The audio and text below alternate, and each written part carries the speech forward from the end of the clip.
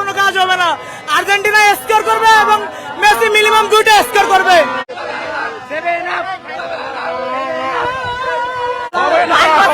Semifinal চোখে দেখে নাই।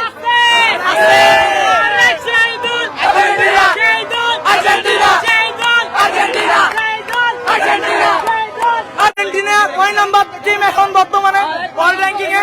1 নাম্বার টিম। বড় বড় টিমের সাথে আর্জেন্টিনা তুলনা করলে হবে না।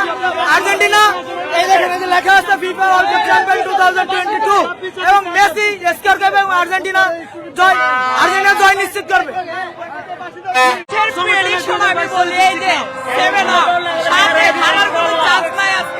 ভাইয়া আর্জেন্টিনা পাইছি ভাই পাইছি।